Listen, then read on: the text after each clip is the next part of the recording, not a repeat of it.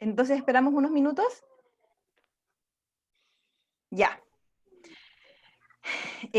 Bueno, primero que todos, muy buenas tardes a todas y a todos, a todes.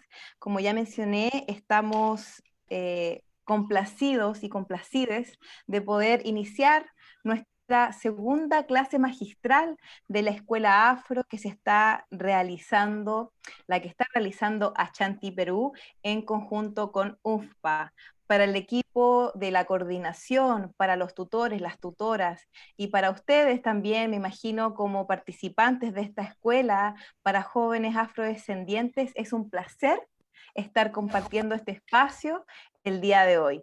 Esta escuela es una instancia que ya se viene forjando hace mucho tiempo por parte de Ashanti Perú y que busca entregar las herramientas necesarias para que nosotros y nosotras, los jóvenes y las jóvenes de América Latina, afrodescendientes, podamos incidir políticamente en todos nuestros espacios en favor de nuestro pueblo. Y para dar inicio a esta sesión, vengo a presentar a nuestro tercer módulo que lleva el nombre de Derechos Humanos y Derechos Afrodescendientes. Tenemos el día de hoy, y para mí es un gran honor como afrodescendiente chilena, que hemos tenido en otras instancias. Les pido por favor que puedan apagar los micrófonos. Muchas gracias. Vengo a presentar entonces a Pastor Elías Murillo Martínez, consultor, ex vicepresidente del Comité para la Eliminación de la Discriminación Racial de la ONU, fue comisión de la OPS sobre equidad y desigualdad en salud en las Américas, de profesiones abogado, con especializaciones en derecho ambiental y en análisis de problemas sociales con enfoque en derechos humanos. Recibió un doctorado honorífico en cultura de paz y sostenibilidad. Fue jefe de la delegación alterno de Colombia a las conferencias de Santiago y de Durban y miembro del equipo negociador del TLC Colombia, Estados Unidos, y observador electoral de la Organización de Estados Americanos, OEA. El señor Murillo es autor e impulsor de proyectos de relación relativo al Decenio Internacional de los Afrodescendientes, que inicialmente derivó en la proclamación del Año Internacional de los Afrodescendientes en el 2011 y luego en el Decenio Internacional 2015-2025. Actualmente promueve una declaración internacional sobre los derechos de los afrodescendientes a instancias de Naciones Unidas. Pastor, para continuar con la presentación de don Alejandro, ¿quiere dar un saludo a la juventud de América Latina? Gracias, Camila. La verdad, para mí este es una tarde, un día muy especial. Creo que es un privilegio tener la oportunidad de interactuar con un grupo tan selecto que Ashanti y la Oficina Regional del UPA en Panamá han convocado, de manera que estoy muy entusiasmado de la oportunidad, un gran placer y muchas gracias por la presentación. Muchas gracias a usted, Pastor, por incentivar no solamente a las organizaciones, sino también a los y las jóvenes afrodescendientes de las Américas. Y continuamos con la presentación de Alejandro de la Fuente. Él es director del Instituto de Investigaciones Afro-Latinoamericanas de la Universidad de Harvard y titular de la cátedra Robert Woods Bills de Historia Latinoamericana y Economía, y es catedrático de Estudios Africanos y Africanoamericanos de la Universidad de Harvard. Es editor de la revista Cuban Studies. Sus libros más recientes son con Arelia Gross, Ser Libre, Ser Negro, Raza, Libertad y Derecho en Cuba, Luisiana y Virginia, del 2020, y Estudios Afro-Latinoamericanos, una introducción, coeditado con George Reid. Para nosotros también y nosotras, Alejandro, es un placer contar contigo el día de hoy, y por favor, algunas palabras para nuestras juventudes de América. Muchas gracias, Camila. Es un verdadero placer estar con todas y todos ustedes y además hacerlo en compañía de un gran amigo y de un gran colaborador del instituto, que es Pastor Murillo, que ha estado andando en estos caminos con nosotros durante ya unos cuantos años. Hubiera sido mejor estar juntos o juntas en persona, y quizás logremos hacerlo en algún momento, pero por ahora tendrá que ser de esta manera. En cualquier caso, estoy muy contento de estar aquí y de compartir un poco con ustedes nuestras visiones de los estudios afro-latinoamericanos. Gracias, Camila. Gracias a ustedes por estar compartiendo. Bueno, para recordar también, les solicitamos a nuestros estudiantes y a nuestras estudiantes que puedan poner su nombre y su país en el chat para términos de registro, y también lamentamos la situación actual que está viviendo Centroamérica por el huracán que está azotando a nuestras poblaciones. En virtud de esa situación lamentable, tenemos algunas bajas de nuestros participantes, pero contamos que nuestros ancestros y nuestras ancestras van a resolver la situación lo antes posible. Pastor Murillo, por favor, tiene 30 minutos para su exposición. Gracias, Camila. De nuevo, es un placer realmente estar con ustedes y con Alejandro.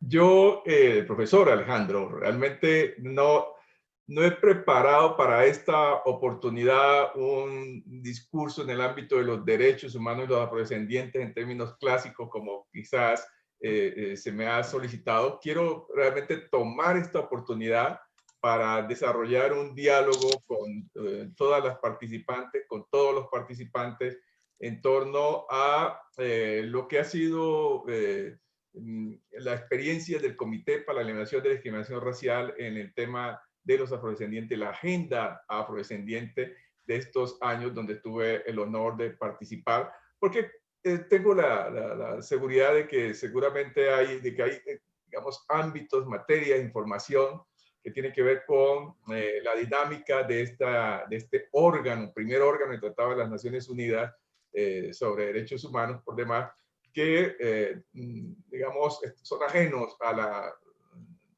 a este auditorio tan selecto. Entonces, lo que quisiera es aportar una serie de temas, colocar sobre la mesa una serie de temas, sobre todo para dar cuenta también del estado del arte, de la agenda en esta materia, de manera que más allá de unos aportes conceptuales, podamos dejar activados conjuntamente algunas rutas, si se quiere, para la acción, es decir, motivarlos, incentivarlos a que se involucren en algunas de las acciones o en las acciones que están en progreso en este momento y que continúen, digamos, explorando la manera de aprovecharse de estos canales que se están generando. En ese sentido, la invitación no es solo para ustedes, sino, por supuesto, el profesor Alejandro, que está en segunda hora, pero ya que tenemos el privilegio de que él se haya conectado de una vez en este momento, pues también invitarlo a que, digamos, se sume con sus luces,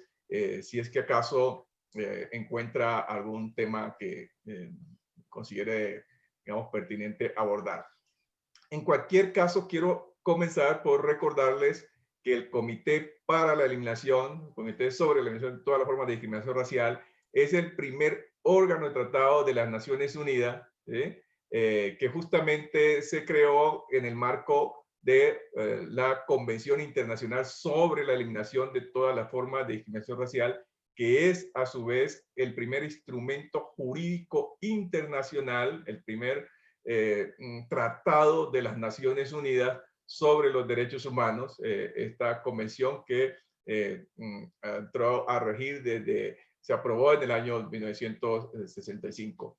De manera que este órgano, el comité, ha venido desplegando un conjunto de acciones que son las que yo quiero compartir con ustedes. Pero antes de abordar aspectos detallados del comité, quiero expresarles que es un hecho muy positivo saber hoy que en el día de ayer un joven que a sus 25 años estuvo en el consejo, que fue el joven, digamos, la persona más joven en llegar al consejo en Nueva York, fue elegido representante a la Cámara en los Estados Unidos por el distrito de El Bronx en los Estados Unidos. Un joven de 32 años perteneciente a la comunidad LGTBI que nos da cuenta de, bueno, cómo la juventud, cuando decide dar un paso al frente, cuando decide empoderarse puede abrir caminos muy importantes. Entonces quería iniciar con esta nota positiva, si me permiten. Entonces, les indicaba que el comité está integrado por 18 expertos que representan a las 5 regiones del mundo, como está dividido geopolíticamente la Organización de las Naciones Unidas. Ha venido abordando los temas inherentes a los derechos humanos de los afrodescendientes, al igual, por supuesto, de todos los grupos víctimas de racismo y discriminación racial. Voy a hacer esta exposición tomando 2 ejes de esta intervención del ser. Una en la parte final, voy a arrancar por el final y luego me regreso a contarles un poco desde el comienzo, insisto, hablando de mi experiencia particular, que es lo que quiero compartir con ustedes en el día de hoy. Y cuando hablo del final, quiero señalarles que mi última sesión, que tuve el honor de participar en el comité, que fue en diciembre del año pasado, noviembre-diciembre del año pasado, quedó en progreso la aprobación ya en un 90% de la Recomendación General 36 sobre el perfilamiento racial y el sesgo algorítmico. Ustedes encontrarán un borrador muy preliminar en la página web del comité, pero que realmente ya esperamos que en la próxima semana se adopte un texto definitivo que ha tenido unas evoluciones mayores. Y quiero comenzar con esta Recomendación General 36 porque aborda 2 ámbitos que tienen vigencia particular, vigencia crítica para toda nuestra sociedad, pero que toca de manera muy de cerca a los jóvenes, a la población juvenil. Y, insisto, son el perfilamiento racial y el sesgo algorítmico. El perfilamiento racial, digamos, hoy y después del caso Floyd, está en la superficie, digamos, se puso muy en evidencia los alcances y los impactos de esta práctica que ya venía desde hace 4 o 5 años afectando a la población afrodescendiente en los Estados Unidos o visibilizándose porque ha sido históricamente afectada, pero se hizo mucho más notoria en los últimos 4 o 5 años en los Estados Unidos. Ustedes conocen cantidades de casos que han indignado, digamos, a la sociedad en su conjunto y que llegó a su punto de inflexión con el caso Floyd. Es decir, con el caso Floyd, el racismo y la discriminación racial a nivel global han logrado como una suerte de punto de quiebre porque allí dimos un paso al frente, la sociedad en su conjunto, en reconocer la dimensión del problema. Creo que es un hecho histórico, digamos que la conciencia colectiva global se sacudió tras el caso Floyd y entonces se presentó un punto de quiebre en la medida en que se reconoce la dimensión del problema de un lado y de otro lado también se reconoce que las consecuencias de la esclavitud y la trata transatlánttica de esclavos son lo que se refleja en la situación actual de los afrodescendientes. Esto, por supuesto, se dio en el contexto de la situación que estamos viviendo de la pandemia, que recuerden ustedes que visibilizó, puso sobre la superficie los impactos desproporcionados de la pandemia en la población afroamericana. Digamos, se conjugaron aquí estos impactos, ya el mundo conocía cómo de manera desproporcionada la población afroamericana estaba siendo impactada y sigue siéndolo con el COVID y pudo conectar ese estrecho vínculo entre pobreza y racismo, pudo conectar la cuestión del pasado con la realidad de hoy que afectan los afrodescendientes. Entonces, ese es un primer aspecto que quiero destacar cuando aludimos en esta recomendación general, proyecto de recomendación general 36, al tema de perfilamiento racial y el sesgo algorítmico. Entonces, dejo de lado, simplemente esbozado el tema del perfilamiento, y esperaría que luego podamos tener un intercambio alrededor de esta materia para pasar ahora a referirme a lo que tiene que ver con el sesgo algorítmico. Y a este respecto, lo que quiero es tomar esta oportunidad para invitarlas a ustedes a que podamos reflexionar en torno a la dimensión, cómo impacta la revolución 4.0, la cuarta revolución industrial, ¿sí? Para los efectos que nos ocupan, concentrados en los temas de la inteligencia artificial, el uso de inteligencia artificial, de herramientas de automatización en la vida social, en el mundo de hoy, ¿sí? En la situación que vivimos todos hoy y, digamos, lo que se proyecta hacia el futuro. Desde el punto de vista general de la sociedad en su conjunto, hoy es evidente que la inteligencia artificial, vamos a agrupar todo este asunto en inteligencia artificial para efectos de la comunicación, tiene un impacto transversal en toda nuestra forma de vida, en toda la dinámica de nuestras sociedades. Ese es digamos, una verdad hoy incontestable.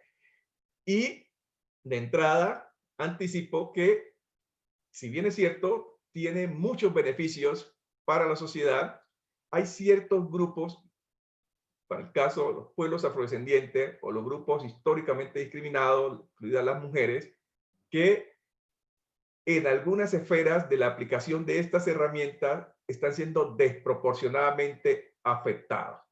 Entonces, lo que quiero señalar es que cuando hablamos, la invitación que ustedes me hacen para abordar el tema de derechos humanos y afrodescendientes, un aspecto crítico, un aspecto central pasa por examinar, por considerar las afectaciones, ¿sí?, positivas y negativas de la cuarta revolución de la inteligencia artificial para efectos de, insisto, de simplificar, de la automatización en la vida de todas las personas, pero como de manera desproporcionada desafía muchos aspectos de los derechos humanos que tienen que ver con los grupos históricamente discriminados en virtud a que se están generando formas contemporáneas de discriminación. Veamos algunos aspectos generales. En términos generales, tomemos en cuenta que en el ámbito laboral, por ejemplo, son muchos los cambios que se están produciendo en el día de hoy en la medida en que el impacto de la automatización en todas las esferas laborales está, digamos, permeando la forma como las personas se relacionan desde el punto de vista de su empleo, el acceso mismo al empleo, al punto de que se reconoce hoy que en un término de unos 10 años, la mayor parte de los empleos que existen hoy ya no existirán. Se constata que alrededor del 50% o más de las profesiones que existen hoy, en 10 años ya no existirán, porque todo está mediado por, digamos, los impactos de la inteligencia artificial. Sí, es cierto que la inteligencia artificial en el uso, por ejemplo, en el ámbito de la medicina, de la salud, tiene unas ventajas importantes. La utilización de la tecnología 5G para, en el ámbito de la salud, y es innegable, ¿sí? Es innegable que tiene beneficio en muchos otros ámbitos de la vida social. En el ámbito de la educación, bueno, hoy estamos aquí conectados, estamos aquí en esta conversación porque estamos haciendo uso de unas herramientas tecnológicas y eso es un hecho muy positivo. Pero también es cierto, y justamente en el contexto de esta pandemia, que es evidente que ese proceso de que algunos llaman de aceleración de la historia, donde la irrupción, los impactos disruptivos de la inteligencia artificial tienen la potencialidad de dejar mucho más atrás a grupos sociales como los afrodescendientes que de por sí ya se encuentran postergados. Veámoslo en términos prácticos, en el ámbito de la educación. Ahora, en mi país, Colombia, el acceso promedio a Internet en Colombia antes de la pandemia estaba de alrededor de un 43% de la población tenía acceso a Internet, de la población nacional, pero la población afrodescendiente, su acceso apenas llegaba al 26%. ¿Eh? Lo que significa que esta circunstancia que ha forzado a que la educación se realice a través de medios de la Internet, ¿sí? Una población que ya de por sí arrastra una serie de desventajas históricas, su situación se ve mucho más impactada. Hay muchos otros ámbitos donde esta aceleración es evidente. Antes de la pandemia, alrededor de 75 países utilizaban inteligencia artificial, ¿sí?, en el ámbito de la vigilancia predictiva. China, el número uno, digamos, en este campo, con más de 200 millones de cámaras. Y es cierto que, y seguramente ustedes lo han constatado en sus países, que con ocasión de la pandemia, la preocupación y la situación general ha llevado a que muchas de las autoridades, muchos gobiernos, recurren a herramientas de inteligencia artificial, por ejemplo, para el rastreo de contactos, ¿sí?, orientados pues a controlar la situación, a evitar, digamos, la diseminación del contagio del COVID-19. Al tiempo que ocurre esto, que es, por supuesto, un beneficio para la humanidad, un beneficio social, paralelamente se están generando otras situaciones de que es la expansión del uso de estas herramientas de inteligencia artificial en el ámbito de la vigilancia predictiva, con resultados en algunos casos ya aprobados, desafortunados, y en otros impredecible en lo que tiene que ver con la afectación desproporcionada a grupos socialmente e históricamente discriminados como los afrodescendientes. Por ejemplo, en los Estados Unidos se viene utilizando ya desde hace muchos años el uso de algoritmos, ¿sí?, el uso de herramientas de automatización de inteligencia artificial en el sistema judicial. El juez, para determinar el quantum de la pena, el número de años de una sentencia o el tiempo, para determinar si una persona, un procesado, se le puede, o sentenciado, se le puede conceder la libertad condicional o alguna otra forma de libertad, hace uso de herramientas de inteligencia artificial o de información mejor, porque ellos reciben ese reporte, porque eso lo desarrollan empresas privadas, y se ha constatado, ustedes han escuchado seguramente hablar del algoritmo de Compass, ¿sí?, que puso en evidencia un impacto dispar, un impacto desproporcionado en contra de la población afroamericana de alrededor de un 45%. Es decir, que una persona afroamericana se ve negativamente, tiene la potencial de verse negativamente afectado por el uso de esta herramienta, incluso hasta en ese nivel. Y eso, ¿cuál es el problema crítico? Y es que la realidad social, digamos, los problemas de la sociedad, pues se trasladan necesariamente a la tecnología, porque los algoritmos se alimentan de la información que existe en el contexto social, ya la información ya existente, y es una información que está sesgada. Entonces, allí está la causa profunda, digamos, de esta situación. Ya se ha probado, por ejemplo, en el acceso al empleo que nos trata a las mujeres. Google pretendió poner en marcha un algoritmo para seleccionar el personal para su empresa, y se constató un sesgo que incluso de alrededor de un 92%, es decir, que el algoritmo privilegiaba a los hombres por encima de las mujeres. Entonces, estos son, digamos, problemas de hoy, problemas concretos que están allí latentes. De manera que mi primera invitación es a que ojalá ahora, en noviembre, diciembre, cuando el Comité para la Prevención de Discriminación Racial ponga a disposición esta Recomendación General 36. ¿Qué son las recomendaciones generales del comité? Son una especie de jurisprudencia o doctrina que muestran los alcances de una disposición de la Convención Internacional sobre la Eliminación de todas las formas de discriminación racial, la manera como se debe interpretar, ¿sí?, que aborda problemas concretos. Entonces, la 36 vendría a ser la última, la más reciente recomendación del comité, que, como les he ido expresando, se espera esté lista a finales de este año, ahora en esta próxima sesión, del 16 al 20 de noviembre, atípica que va a tener el comité. Allí deberá adoptarla ya de manera definitiva, que ya está, insisto, consensuada en un 90%, en alrededor de un 90%. Esa es la 36. Antes está la Recomendación General 35, que habla sobre los discursos del odio, y la Recomendación General 34, sobre racismo y discriminación racial contra los afrodescendientes, que igual que la 36, yo tuve el honor de ser el relator de esta recomendación general 34 del año 2011. Les dejo ese dato ahí. Dejo entonces estos elementos relacionados con perfilamiento racial y sesgo algorítmico como temas de agenda para nuestra conversación, que voy a tratar de ser muy breve porque me interesa es que podamos tener un diálogo muy interactivo. Me regreso ahora a la etapa inicial, digamos, de mi rol en este comité que arrancó en el año 2008.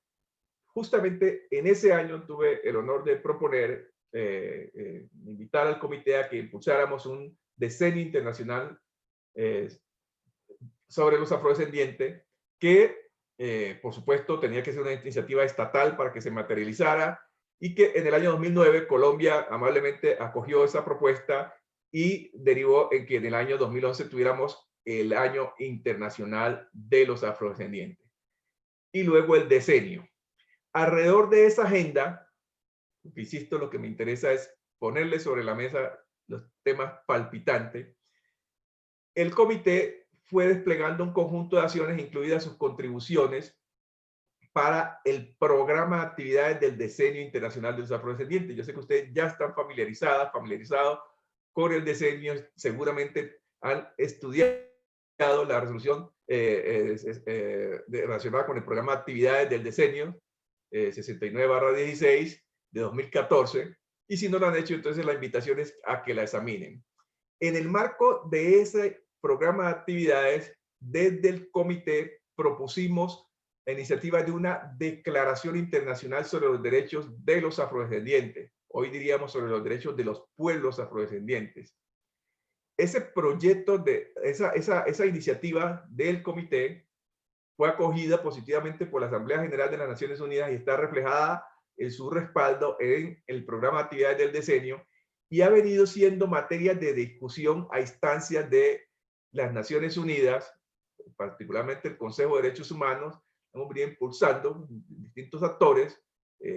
Ha habido iniciativas de Brasil, por ejemplo, acogió previo a una recomendación que hicimos a instancias de la Comunidad de Estados Latinoamericanos y del Caribe.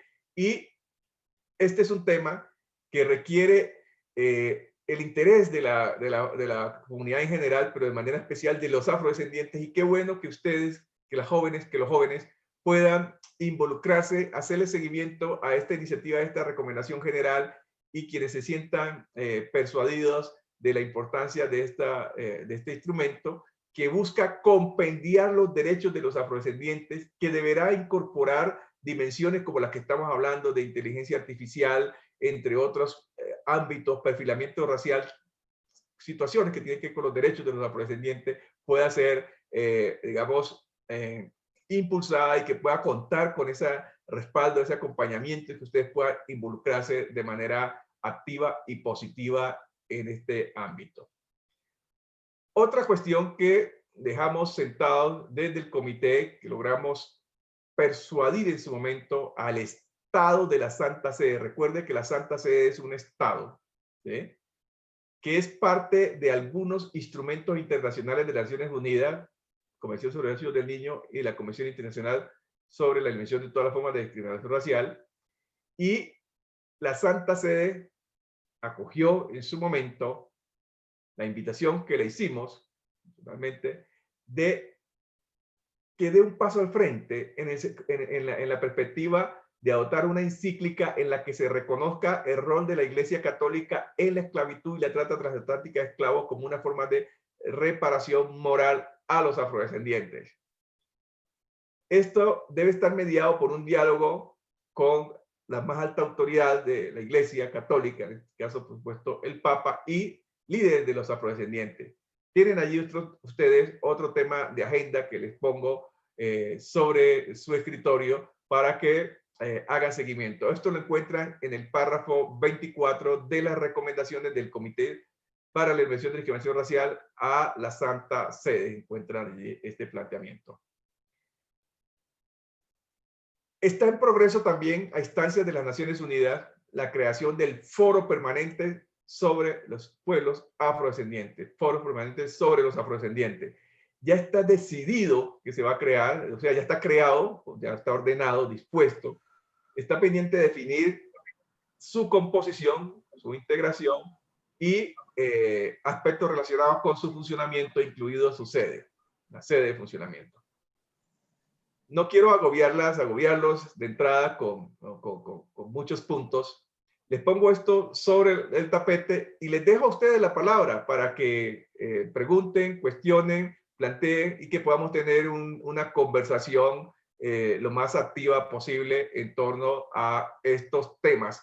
No sé si era lo que ustedes esperaban en el día de hoy. Si quieren que regresemos a otros aspectos, por ejemplo, mirar aspectos conceptuales, conceptos de racismo, discriminación racial, discriminación racial indirecta, etcétera. Todo lo que ustedes quieran que abordemos desde el punto de vista conceptual, igual podemos abordarlo, pero lo que quería de entrada es poner sobre la mesa unos temas para que a partir del interés de ustedes podamos direccionar esta conversación en función de los aspectos que les motiven. Yo agradezco la oportunidad de introducir esta charla y les dejo el uso de la palabra para sus preguntas y comentarios. Muchas gracias, Pastor, por la excelente exposición que nos acaba de hacer y los nuevos desafíos que existen para las juventudes afrodescendientes de las Américas. Como línea como metodología de moderación, vamos a pasar a la exposición de don Alejandro para luego comenzar con las preguntas para ambos exponentes. Así que, don Alejandro, por favor, le escuchamos. Muchas gracias, Camila, y saludos de nuevo a todas y todos. Camila, Carlos Carrasco de Chile había levantado la mano antes y quizás antes de yo hablar me gustaría escuchar su pregunta. Por favor, Carlos. Jamás, si estuviéramos juntos en un salón y tú hubieras levantado la mano, ahí mismo hubiéramos parado, ¿verdad, Pastor? Para escuchar tu pregunta o tu intervención. Entonces me sentiría extraordinariamente incómodo si empiezo a hablar e ignoro esa mano que estaba levantada. Por favor, Carlos. Gracias, oye, qué pena. Ninguna pena, hombre, ninguna pena. Son cosas de la virtualidad, así que tranquilo. Sí. Voy a ser muy breve, profesor Pastor. Muchísimas gracias por su presentación. La verdad que estuve muy atento escuchándola porque precisamente este último año, por cosas de mi trabajo y por cosas que me han interesado, he pasado de interesarme del gobierno digital, del gobierno abierto, a interesarme también en temas más relacionados con la cuarta revolución industrial y el tema de los algoritmos, la transparencia detrás de los algoritmos es algo que me ha parecido súper interesante porque creo que es un espacio político de disputa que la gran mayoría de las personas no tenemos idea de lo que se está jugando con la transparencia o la poca transparencia de los algoritmos, y simplemente quería hacer la reflexión y consultar si ya en América Latina hemos podido comprobar el uso de ciertos algoritmos que también tengan estos sesgos de discriminación hacia las personas afrodescendientes, hacia las mujeres, hacia los migrantes. Simplemente dejar una reflexión que me parece muy importante y que lo mencionaba el profesor Pastor, y es que al final todos estos dispositivos físicos, virtuales, que estamos desarrollando en estos últimos tiempos, se alimentan de datos que igual no son... no es que tienen una objetividad, son parciales también. O sea, los datos también nos dicen algo. Los datos son un reflejo de cómo la sociedad está documentando las cosas. Entonces es evidente que si en nuestras sociedades tenemos conductas racistas, discriminatorias, estos dispositivos virtuales que se alimentan de los datos también van a reproducir la misma discriminación. Por eso es súper importante poder meterle mucha lupa al tema de los datos que sean públicos, que los algoritmos sean transparentes, y a pesar de que yo no tengo ni idea de, si tú me colocas un algoritmo no sabría cómo evaluarlo porque mi profesión de base es periodismo, pero como buen periodista muy curioso al respecto, creo que es un aspecto que me parece muy importante y me hace mucho sentido porque casualmente el martes en el grupo de nuestros compañeros de la escuela, justamente yo hablaba mucho de este tema de la inclusión digital y wow, con esto creo que valdría la pena esta discusión porque hay como doble discriminación y con esto termino. Una discriminación del poco acceso que tenemos los latinoamericanos y latinoamericanas y sobre todo las poblaciones afrodescendientes a la tecnología, a la conexión a internet, y por el otro lado está esta discriminación por parte de los datos, de los algoritmos, de cómo estas tecnologías también tienden a ser manipuladas por factores del poder, por factores del capital, y que es importante que nosotros podamos hacer esa reflexión de cara al futuro. Así que bueno, muy contento de poder escucharlo. Ojalá luego tenga la oportunidad de conversar con usted, porque justamente también ando con mi tesis de grado hablando de estos temas. Así que bueno, muchísimas gracias. Vale, gracias Carlos. Alegro que pudiste hacer ese comentario que conecta también con lo que veníamos escuchando de don Pastor. Siempre aprendemos todos mucho de don Pastor y de sus experiencias en el CERN y en los temas en que han estado involucrados. Y Pastor hablaba del conocimiento, de acceso a varias áreas de conocimiento, hablaba del decenio. Y a ustedes no les sorprenderá escuchar que voy a estar hablando también del conocimiento, porque eso es lo que hago. Y además Marco Antonio me pidió que dirigiera la presentación hoy al campo de estudios afro-latinoamericanos. El primer objetivo del decenio es, como ustedes saben, el reconocimiento. El reconocimiento es conocimiento. El reconocimiento es conocer de nuevo. No va a haber justicia racial, no va a haber inclusión en nuestras tierras si no producimos nuevos conocimientos. Pero la tarea es quizás aún más difícil, porque no se trata solo de producir conocimientos nuevos. Se trata de que tenemos que desaprender muchas cosas. Tenemos que destruir, dinamitar una serie de sistemas de conocimientos, de formas de entender el mundo, de epistemologías que sostienen lo que pudiéramos describir como supremacía blanca. Hay que desaprender muchas mentiras fundacionales que han servido de sostén a proyectos nacionales en muchos de nuestros países, y aquí veo que hay estudiantes de casi toda América Latina o quizás de toda América Latina. Sueños nacionales que con demasiada frecuencia han sido genocidas, han sido excluyentes. Hay que generar agendas culturales y educacionales desde la crítica de eso que un gran pensador peruano, Aníbal Quijano, que es un peruano de todos, es nuestro Quijano, llamó la colonialidad del poder. Y eso es precisamente lo que se propone el campo de estudios afro-latinoamericanos. Si uno tuviera que pensar ese campo o definir ese campo con una oración, creo que la oración sería repensar América Latina en clave afro, desde y a través de las experiencias y contribuciones de los africanos y sus descendientes en la región.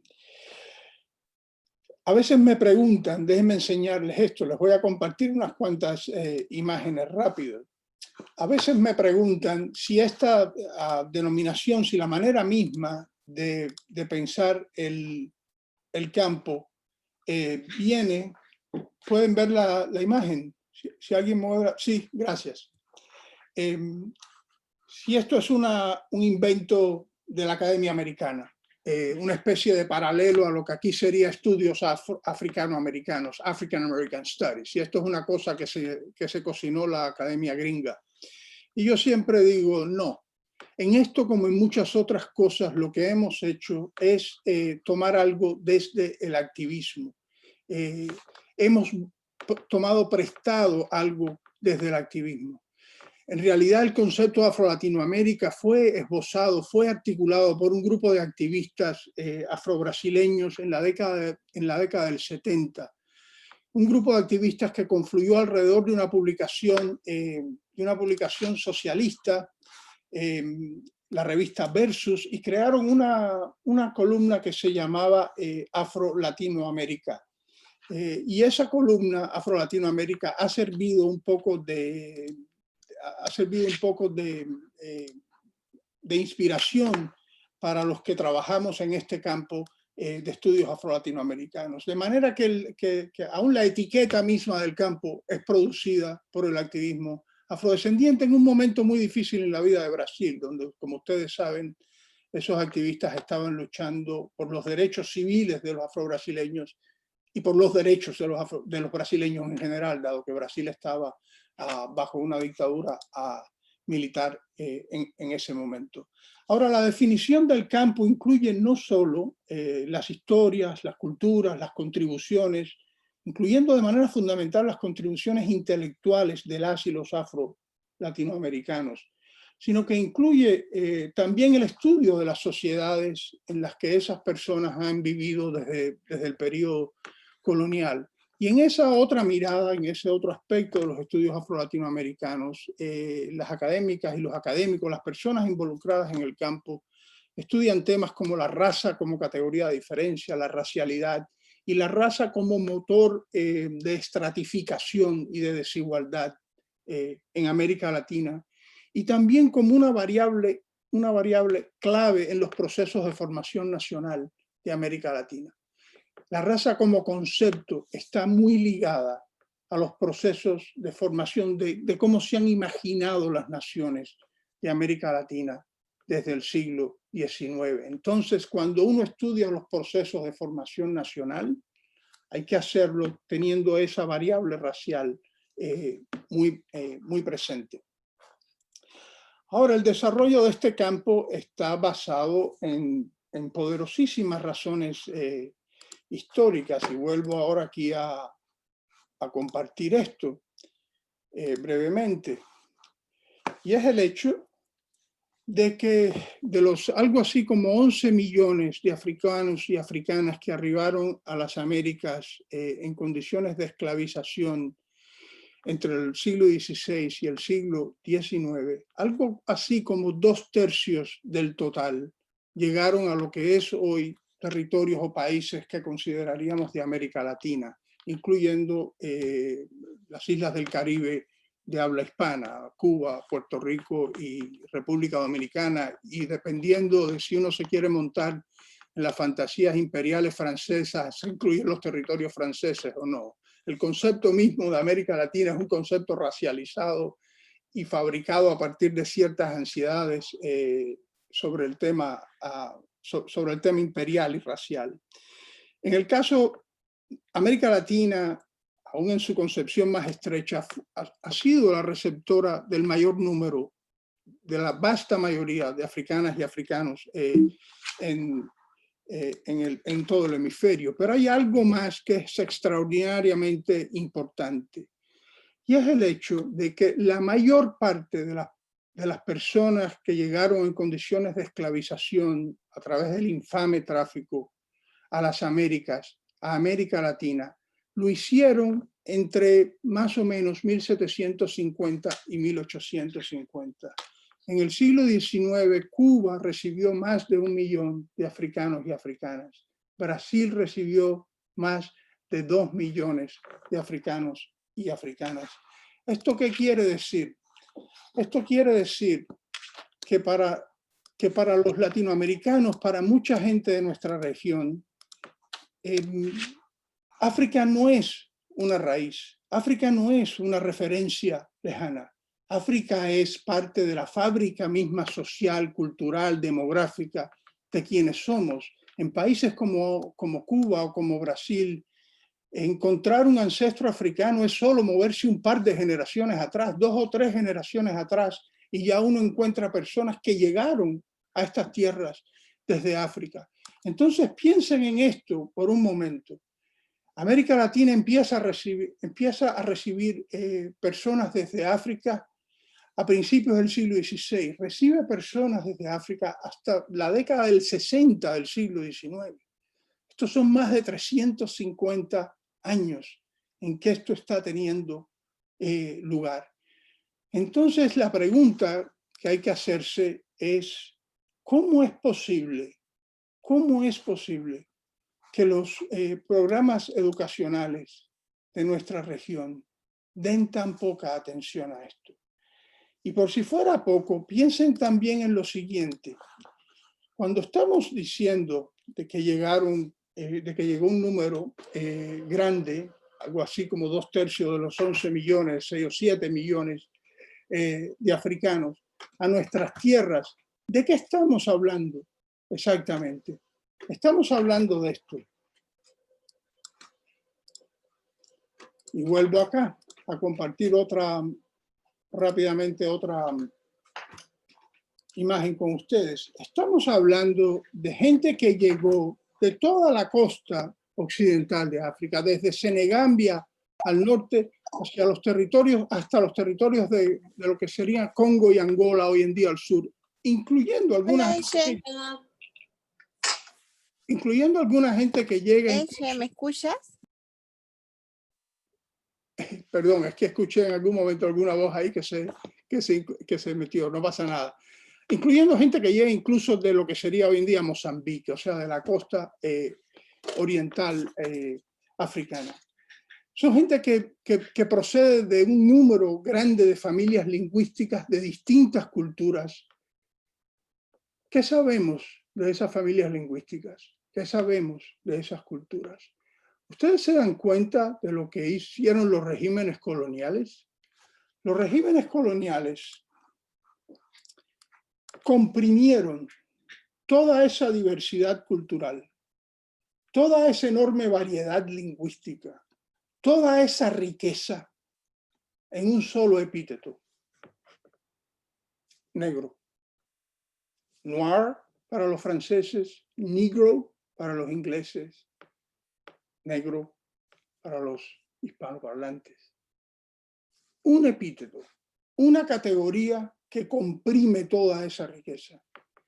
Es un acto de una violencia epistémica probablemente sin paralelos en la historia de Occidente.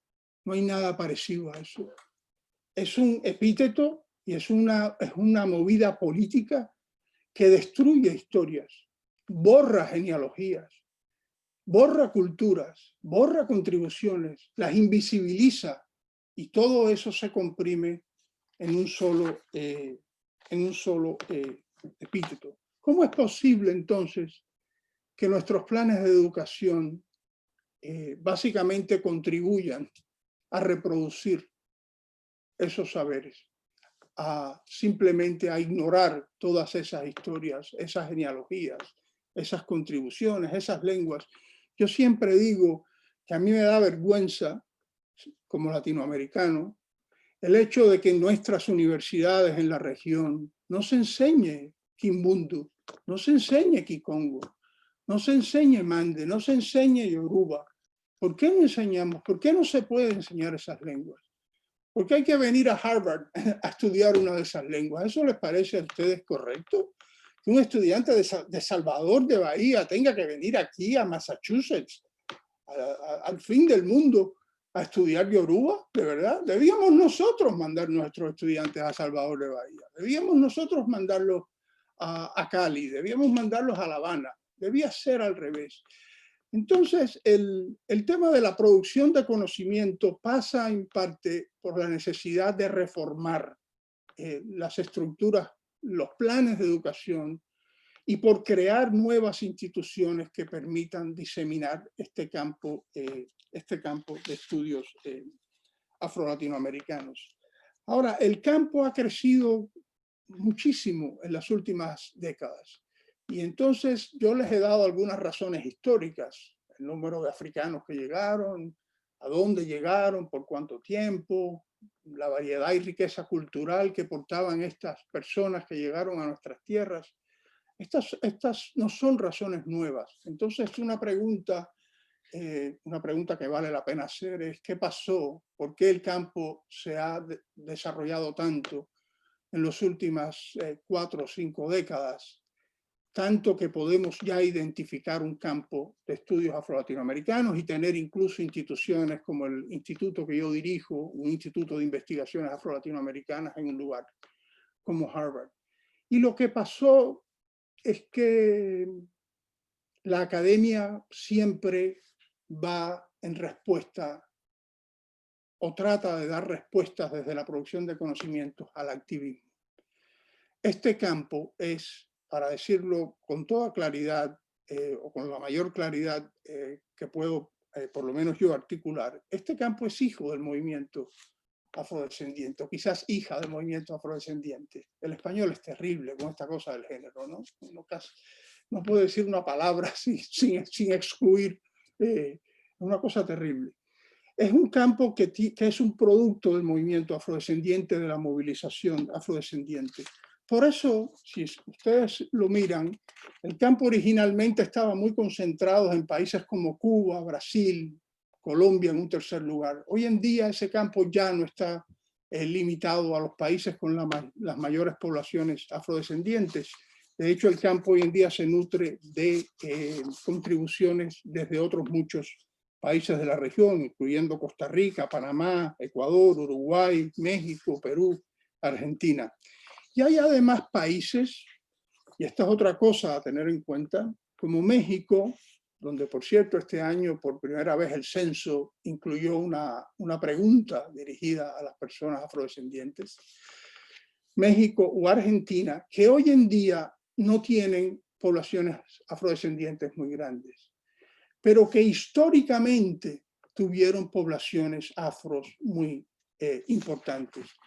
Hacia 1800, Buenos Aires era una ciudad, un tercio de la población de Buenos Aires en el año 1800 era africana o afrodescendiente.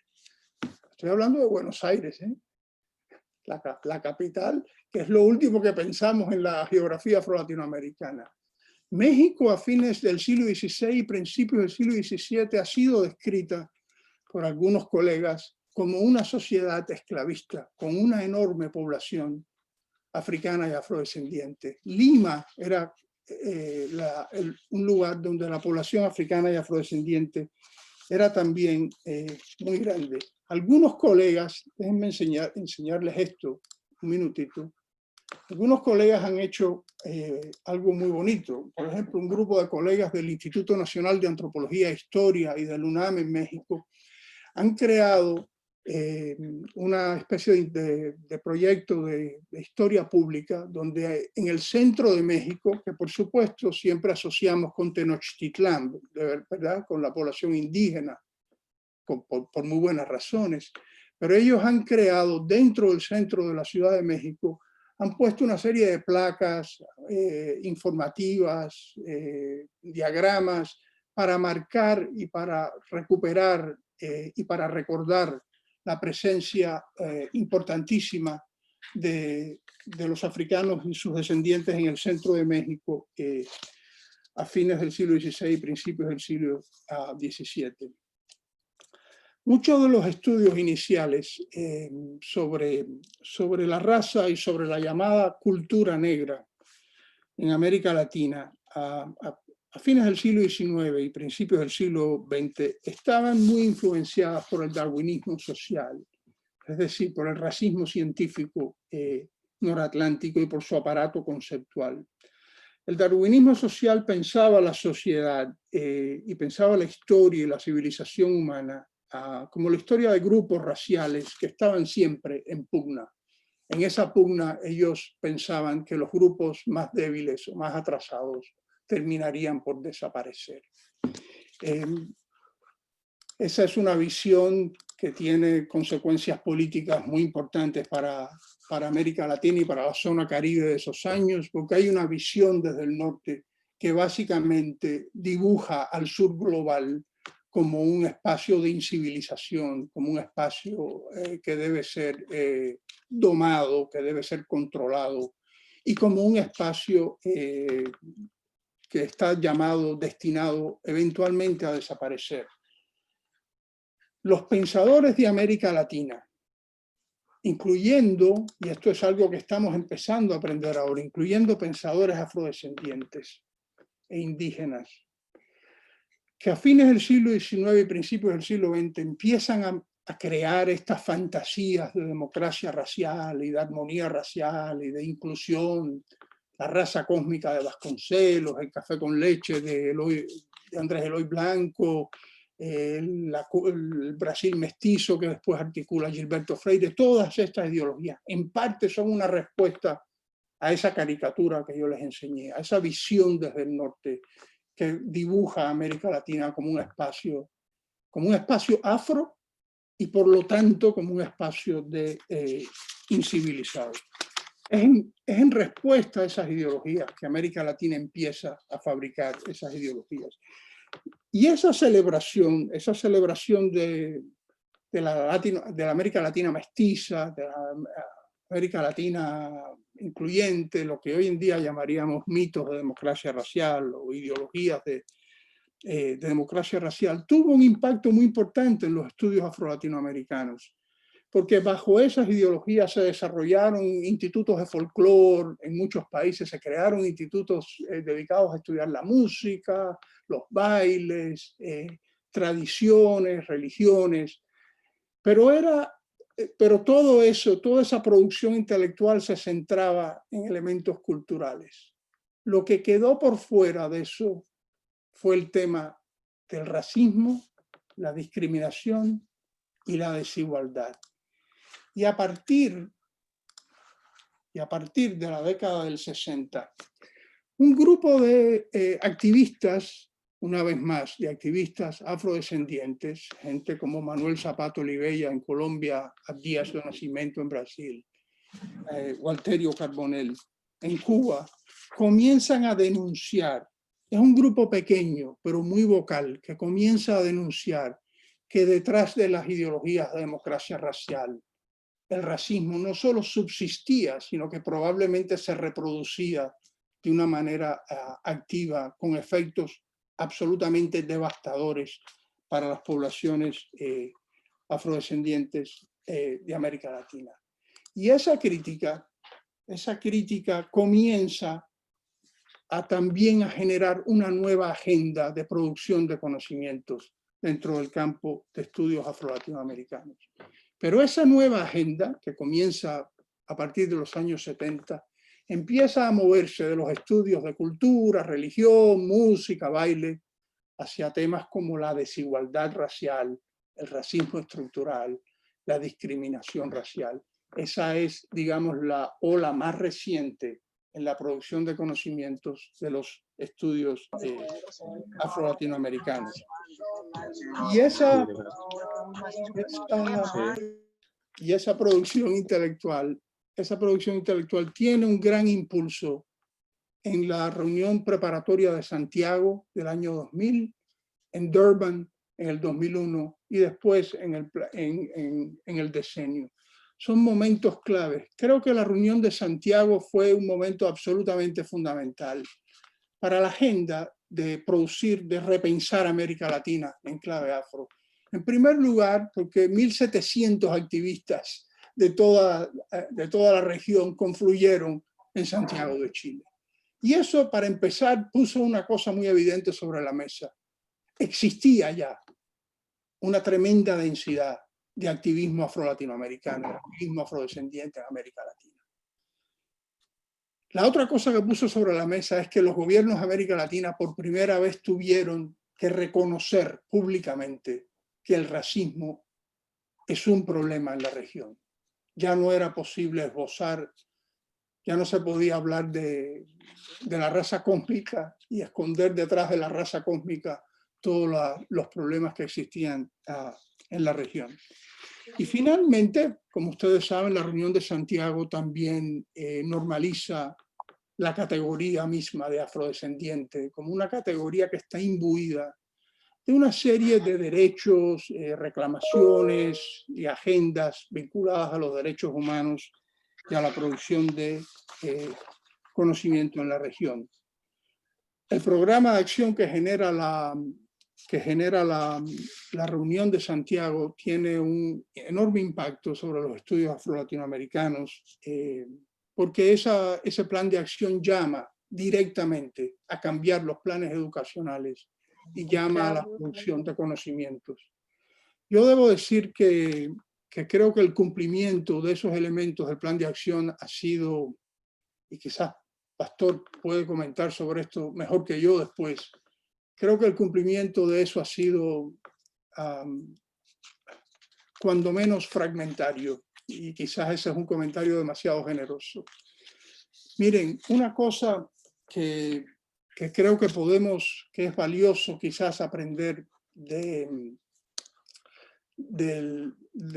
ejemplo norteamericano, es el hecho de que el movimiento por los derechos civiles afroamericanos dio una batalla muy fuerte por transformar los planes de educación en este país y por transformar las universidades de este país. No existe una universidad en este país que no tenga un programa o un departamento de estudios africanos y afroamericanos. Esos departamentos, que al principio eran departamentos pequeños, mal financiados, con un par de profesores y profesoras ahí un poco que para cubrir forma, terminaron siendo plataformas desde las cuales se entrenó mucha gente, desde las cuales se empezó a producir los conocimientos, esos conocimientos urgentes, necesarios, esos nuevos aprendizajes de que hablábamos antes. Esos espacios fueron creciendo, se fueron consolidando y en muchos casos se convirtieron en auténticos espacios de poder intelectual y de proyección intelectual con un enorme peso social. Son también espacios, yo siempre digo que yo tengo dos cátedras, una cátedra en el Departamento de Historia y una cátedra en el Departamento de Estudios Africanos y Afroamericanos. Las reuniones del Departamento de Historia son aburridísimas, toman 2 horas y cualquier cosa. En el Departamento de Estudios Africanos y Afroamericanos todo va al grano. ¿Saben por qué? Porque es un departamento creado a partir de una obsesión común, a partir de un afecto común, a partir de una agenda común. Y esa agenda, por supuesto, es la justicia racial y la inclusión. Entonces creo que el campo, como campo de estudios como hacia el futuro, en el caso de América Latina, una de las batallas que yo personalmente vengo librando es tratar de crear dentro de las universidades de América Latina espacios de este tipo. Necesitamos crear departamentos, programas que den cobertura institucional a gente joven para que puedan hacer sus carreras en esos espacios, entrenar a su vez nueva gente, consolidar espacios intelectuales que permitan avanzar esa agenda hacia el futuro. En esto a veces es una agenda complicada. Hace apenas un par de años estuve en Bogotá porque un grupo de colegas y amigas allí me pidió ayuda que viniera para hacer una cosa para crear una maestría de estudios afrocolombianos en la Javeriana. Pastor hablaba del tema de la iglesia. Bueno, ahí están las complejidades de estas cosas, ¿no? Me tocó sentarme allí y escuchar a las autoridades de la Javeriana hablar de los jesuitas y los estudiantes me miraban y yo les decía paciencia, paciencia. No sé, los jesuitas fueron los esclavistas más grandes de toda América Latina. Pero ahora toca hacer programas, ahora toca hacer espacios, ahora toca crear instituciones, ahora toca crear plataformas para poder desarrollar las agendas intelectuales que estábamos hablando y que conectan con las cosas que también hablaba Pastor. Y ya con eso le paso la palabra a ustedes. Muchas gracias, profesor Alejandro, por ese tránsito que nos hizo desde el siglo XVI hasta el siglo XIX sobre la colonización y después nos lleva a la colonialidad, ¿no? De cómo las universidades y las instituciones de educación superior no se han hecho cargo de los estudios afrodescendientes. Para nosotras y nosotros es un placer tenerlos a ambos en esta instancia. Para que no nos pase y pasemos invisibilizados las manitos, porque son muchas de las páginas, vayan levantando la mano. Tenemos un comentario primero de Maylin La Madrid, y a continuación viene Mireles Quiñones, y les pido por favor, como son muchas páginas, que vayan anotándose en el chat el orden de las preguntas. Entonces primero pasamos con Maylin y luego con Mirelis, y van poniendo sus preguntas en el chat. Muchas gracias.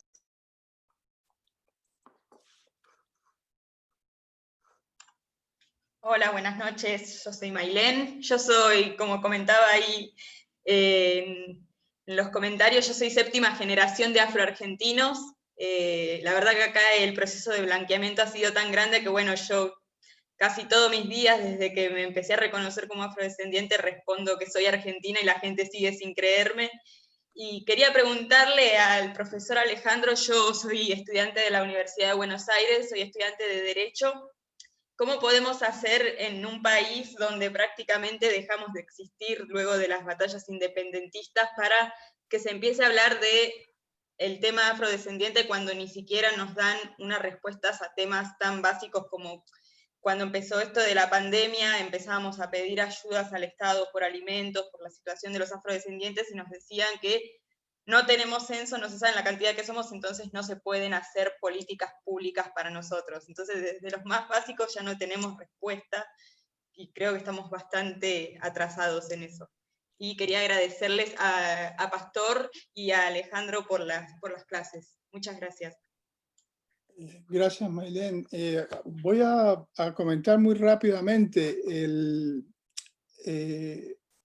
Aquí es una muy buena pregunta, porque en países como Argentina, donde los estudios afro-latinoamericanos han tenido que lidiar con el tema de la invisibilización de esas poblaciones, hay académicas y académicos, sobre todo académicas, la verdad, que han desarrollado una serie de metodologías muy interesantes para recuperar esas historias. Por ejemplo, hay un grupo en la Universidad de Buenos Aires, el grupo de GEALA, el Grupo de Estudios Afro-Latinoamericanos, con los que nosotros trabajamos mucho, porque han producido una serie de estudios fabulosos sobre la visualidad de los afroargentinos y afroargentinas en los siglos XIX y XX, usando fuentes visuales, materiales visuales, para recuperar historias que no aparecen en otros registros documentales. Si uno va a estudiar esto en Cuba o en Brasil, o en la costa pacífico de Colombia, tiene otras fuentes, de registros estatales, de catastros, censos, registros de propiedad, hay muchas otras cosas, pero si uno está haciendo esto en Argentina o quizás en Chile, ¿cómo recuperar eso? Y ahí hay una respuesta muy buena desde la Academia Argentina, que ha sido trabajar con estos materiales visuales. A nosotros se nos olvida con frecuencia que los seguidores de Perón le decían cabecitas negras, ¿no? ¿Verdad? O sea, las cabecitas tenían color, las cabecitas no eran incoloras. Y una de las cosas que estos estudios han ido demostrando es que aún en países en los que supuestamente no existía población afro, el tema de los afros sigue siendo movilizado para ser nación, como el ejemplo de las cabecitas negras. Entonces, claro, hay que buscar de otra manera, hay que buscar con otras sensibilidades, hay que ponerse unos lentes diferentes para leer eso. Pero hay gente en la UBA que están haciendo trabajos muy buenos con eso. Y si quieres después, si me mandas un correo, te pongo en contacto con todas ellas. Hay un grupo grande de colegas allí y ellas son muy generosas con su tiempo y estarían muy contentas de conocerte.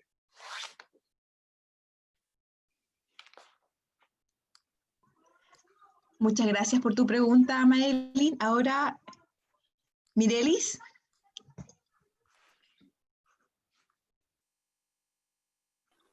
Sí, hola, soy Mirelis Quiñones. Y tenía una pregunta, es que me interesó mucho las gráficas que pusiste sobre africanos vinieron para acá a las Américas. Y pues mi pregunta era como que la apunté, ¿qué datos o evidencia se puede como que pasar esos datos? Porque, por ejemplo, como según la gráfica, en los 1800 y 1900 todavía había tráfico de esclavos. Pues mi pregunta es que ¿dónde están esos barcos si estuvieran? Y que siempre me he dado cuenta que utilizan como unos módulos siempre cuando hablan sobre cómo eran esos barcos, pero nunca enseñan como tal, o sea, en vida real, cómo eran o por lo menos unos rastros en el océano sobre esos barcos. Y he leído sobre que en América del Norte, si no me equivoco, en Estados Unidos, habían descubierto un barco, los restos de un barco de esclavos, pero después se descubrió que esos no eran los restos de ese barco, que era que se han confundido. So, esa es mi pregunta, como que de qué evidencia hay de que estos africanos vinieron para acá y así. Muchas gracias. Gracias, Mireli. Pastor, voy a responder esta porque va muy a la parte histórica, ¿no? Mireli, puse en el chat el link de un proyecto impresionante que es que por cierto, creo que está, aunque ahora si me matas no me acuerdo, creo que está en más de un idioma, pero que es un proyecto que se llama The Slave Voyages Database. Es una base de datos que trata de documentar cada uno de los barcos involucrados en el tráfico de personas esclavizadas desde África, desde el siglo XVI hasta el siglo XIX. Ahí puedes ver, y ahora esa base de datos, la producción de esa base de datos está vinculada de alguna manera al centro nuestro. Ahora se están añadiendo datos personales en la medida de lo posible, datos de las personas, porque hasta ahora había sido una base de datos muy focalizada en los barcos, los dueños de los barcos, o sea, volvíamos a reproducir, fíjate lo complicado que es esto, que lo que hacía era volver a reproducir, ¿no? Volver a visibilizar a los actores europeos, a los actores blancos. Ahora se está tratando de complementar eso con información personal, en la medida de lo posible, de las personas que fueron víctimas de ese tráfico. Pero es una base de datos muy potente. Los gráficos que mostré con estas flechas, ¿no? Con los flujos de personas, están sacados de esa base de datos, ¿sabes? Que es pública, que pueden utilizar, pueden mirar cuando quieran. Y si en algún momento les interesara hablar con un especialista de esa base de datos, de cómo funciona la base, de cómo se puede utilizar la base, déjenme saber y yo consigo a alguien que nos ayude con eso, ¿vale? Si es algo que a ustedes les interesara como grupo, por un problema de... Eso es un recurso que puede ser utilizado por todo el mundo en la región.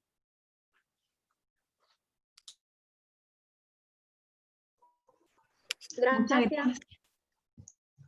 Muchas gracias, Alejandro, por este nuevo material, ¿no? Y los antecedentes y datos interesantes que nos das, que están ya profundizando en otras situaciones de las personas. Viene Carlos Carrasco y cuarto, Sandra.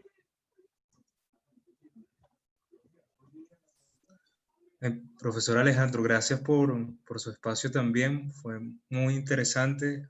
Me quedé con una parte que la he vivido mucho cuando estaba en Venezuela. Yo en estos momentos estoy en Chile, tuve que ir de Venezuela por temas políticos.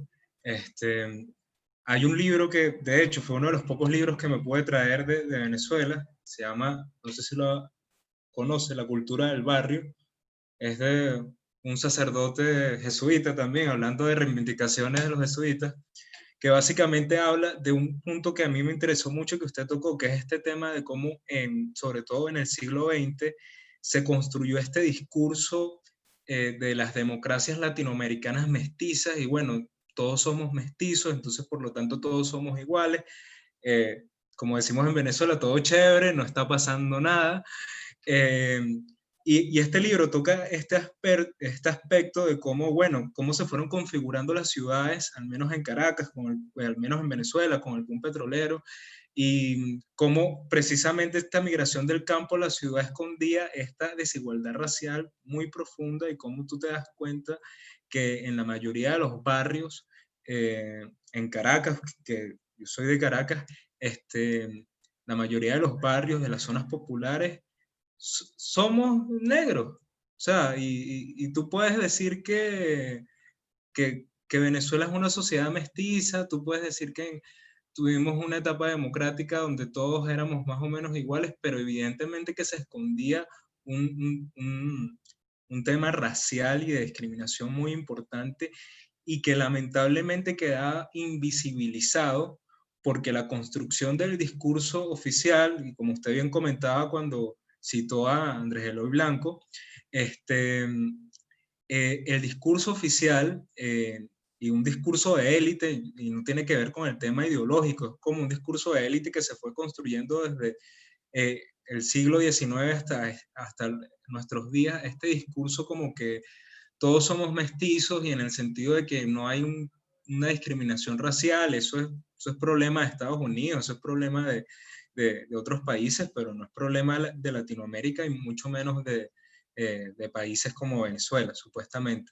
Entonces, cuando uno piensa en un nuevo tipo de democracia, que hay que profundizar la democracia, sobre todo en un momento donde hay tantas desigualdades, esto es un tema que uno no puede dejar de tocar. Inclusive ahora lo vivo, si lo vivía en Venezuela como persona negra, aquí lo vivo como persona negra y como migrante también, en Santiago.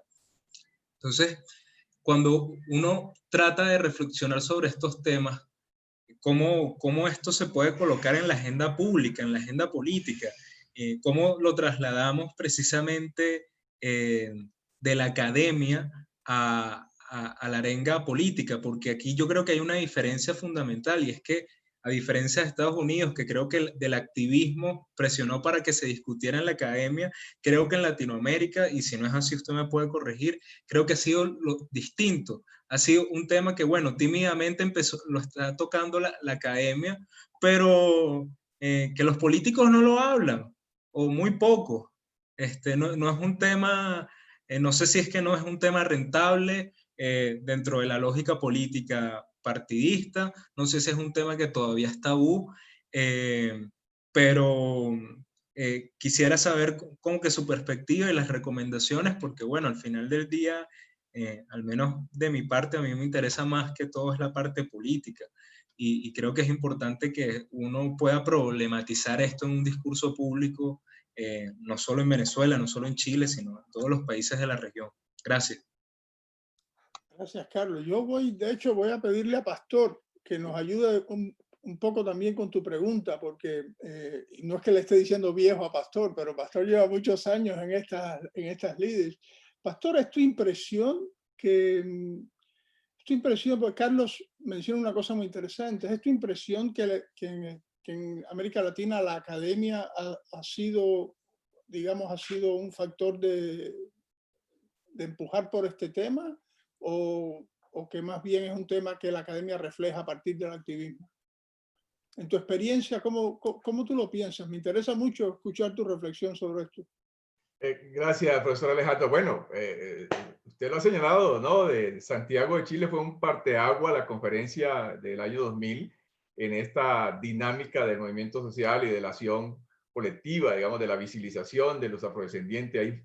Ahí surgimos como sujetos de derecho internacional, considerado en su sentido más amplio, pero también se puso en evidencia, y a propósito de la pregunta, que la academia quizás no había interpretado, y creo que todavía está bastante en deuda, no obstante que hay avances importantes, la realidad histórica de los afrodescendientes y de América Latina, digamos, bajo el prisma de los afrodescendientes. Eso que usted mencionaba hace rato, desde el proceso de formación nacional, nosotros los afrodescendientes en el discurso de la academia, como parte, actores determinantes en el proceso de formación de América Latina, en formación de las naciones latinoamericanas, realmente hemos estado ausentes. Y usted mismo lo puso en evidencia, que tengamos que ir o que haya que ir a estudiar a Harvard, lo que deberíamos estar estudiando acá en América Latina, en Salvador de Bahía o en Cali, pues creo que es una ratificación de estos elementos. Y creo que estamos en un momento muy decisivo, esto conecta con la pregunta de Mirelis, para que la academia dé, digamos, un paso más al frente. Y creo que lo está dando. Usted ya, digamos, contar con una base de datos como la que usted acaba de compartirnos ahorita. Recientemente en Londres, creo que Oxford acaba de hacer un estudio donde da cuenta pone en evidencia, desnuda muchos de los participantes en la trata transatlántica y la esclavitud, en un momento donde la conversación global en torno a la reparación a los afrodescendientes como consecuencia de los hechos del pasado ha surgido a la superficie, y eso tiene en gran parte pues una contribución académica, y es determinante porque recuerden, para que hablemos de reparación se necesita que se cumplan 3 presupuestos fundamentales. En primer lugar, que los sujetos estén debidamente identificados. Entonces nosotros surgimos en el año 2000 como sujetos colectivos y, digamos, por lo menos para estos efectos, allí se dio un paso importante, pese a que estábamos allí, pero éramos muy invisibles, ¿no? Entonces, los afrodescendientes, digamos, como colectividad, surgimos allí, en Santiago y Durban. En segundo lugar, se requiere que los hechos estén debidamente documentados. Y esos son el tipo de contribuciones que tenemos hoy sobre la superficie y que necesitamos que sean profundizadas. Y en tercer lugar, que se muestre ese vínculo causal entre los hechos del pasado y la situación del colectivo hoy, de las comunidades.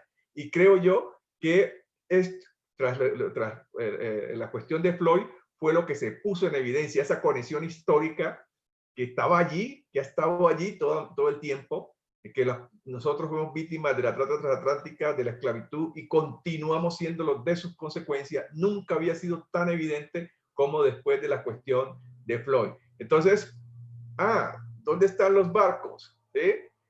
Bueno, aquí Colombia acaba de identificar en el año 2015 el galeón San José, por ejemplo, que está cargado de tesoros que se estiman en alrededor de 17.000 millones de dólares. Recuerden ustedes el comercio triangular, África, América, Europa. De África se traían a las personas esclavizadas, acá en América se acumulaban la riqueza y se llevaban luego a Europa, que contribuyó a crear el capitalismo, ¿sí? A consolidar el capitalismo en la revolución industrial y digamos toda esta riqueza. Hoy eso se está poniendo, está sobre la mesa. Y hay ya muchos países que, producto de la acción política de los afrodescendientes y esa confluencia con la academia, está, digamos, permitiendo que podamos avanzar en esa dirección. Acaba de documentarse que el Banco UBS de Suiza, que es uno de los más importantes, alrededor del 2% de sus riquezas provienen de la trata transatlántica y la esclavitud. En fin, hay ejemplos importantes. Recuerden ustedes que hay activistas en Europa, en Holanda, en Francia, en Alemania, en estos momenticos, que están pidiendo la devolución al África, del alma del África, digamos, de toda esa cantidad de objetos que que fueron saqueados en su momento y que están siendo reivindicados hoy ya en Países Bajos. La Junta Cultural acaba de decidir que debe hacerse esa evolución. En Francia también hay desde hace un par de años decisiones en ese sentido, de manera que el tema está allí en ebullición. Yo tengo pendiente responderle a Carlos una pregunta, pero como tiene que ver con los temas de inteligencia artificial, quiero dejar hasta allí por si hay alguna otra pregunta en esa dirección para no, digamos, alterar este diálogo que estamos desarrollando alrededor de estos temas ahorita De manera que, Camila, te dejo la palabra y cuando tú consideres regreso con la respuesta a Carlos. Muchas gracias, Pastor y profesor Alejandro, por este diálogo que nos han entregado y la oportunidad también de escuchar a Pastor Murillo. Es uno de nuestros grandes líderes en América Latina respecto a la afrodescendencia y cómo también nos sigue enseñando cuáles son los elementos para nuestra reivindicación política y de derecho. Y recordando, bueno, no puedo dejar de mencionar, estando en Chile, que lo importante que fue Durban, ¿cierto?, en el año 2000, donde en palabras de Romero Rodríguez entramos negros y salimos afrodescendientes, ¿no? Y que se vive aquí en este país. Viene Sandra y Yurena, y les dejamos la respuesta también pendiente que tiene Pastor para Carlos. Hola, buenas noches. Me llamo Sandra Raquel Cerón Mosquera. Profe Pastor Murillo, muchas gracias, y profesor Alejandro también por este tiempo, porque he aprendido bastante. Yo soy colombiana, caleña, pero actualmente vivo en Chile, al norte, en Tocopilla. Cuando el profesor Pastor Murillo hablaba sobre el perfilamiento racial, como que me devolví cuando recién empezó la pandemia, con lo que usted decía, que la pandemia visibilizó las actitudes desproporcionadas en las poblaciones afrodescendientes. Y fue lo que pasó acá en Chile. Le cuento, cuando recién pasó lo de la pandemia, a las primeras poblaciones afrodescendientes que, digamos, que se le achantaron el virus, fueron a la población haitiana. Se decían que los haitianos eran los que habían traído el virus acá a Chile, a Santiago, porque Chile siempre es muy centralizado, a Santiago de Chile. Los encabezados de las noticias todos los días era racismo, migración y pandemia, xenofobia, racismo y pandemia. Y todo era relacionado a las personas negras. Se nos achacó como que nosotros, como siempre se ha venido diciendo, que como que las personas negras, los afros, somos una plaga, porque así he leído. Entonces me daba tristeza eso, porque es algo que es visible. ¿Y por qué los gobiernos siempre se hacen la vista gorda de lo que está, de lo que existe? Porque a través de esto de la pandemia se pudo evidenciar en la pobreza rotunda que vivían las personas extranjeras y más afrodescendientes. Se supone que cuando uno migra es para cambiar el estilo de vida, para encontrar una vida mejor y ese futuro mejor y todo eso. Pero lastimosamente para nosotros siendo afrodescendientes nos toca aún más duro, y más para las personas haitianas cuando tienen la barrera idiomática. Entonces se evidencian las personas que vivían en los CITES o como en la, digamos como en la, ¿cómo se llama eso? Como la vecindad del Chavo, pero más fea, coloquémosla así de esa forma, donde no tenían como, no había buena higiene y todo era muy aglomerado, entonces se veía la pobreza rotunda y eso me dolió bastante, de que a las personas se les negara en ese momento el acceso a la salud, había mucha violencia para las personas cuando salían, se les despidió injustamente, también se les echaron de las viviendas donde vivían injustamente las dos partes, injustamente, que porque decían que estaban contagiando a las personas. Se nos tildó de eso. Digo se nos tildó porque yo soy negra. Entonces, o también los casos que pasaron, bueno, porque también tenemos que tener presente que América Latina es muy extranjeriza las cosas. Cuando pasó lo de George Floyd, allá en Estados Unidos, todo el mundo en la campaña, Black Matter, las vidas negras importan, y todo el mundo, y las personas no racializadas, los blancos, los negros, mestizos, bueno, todo el mundo apoyando.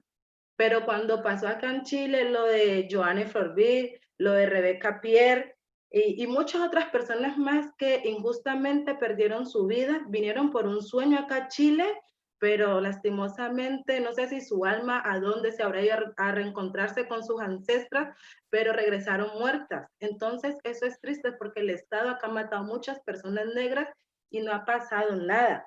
Entonces dicen que no hay censo, que no hay data, eso, pero yo digo, si nosotros, bueno, hay personas que están irregularmente como hay personas que están regularizadas.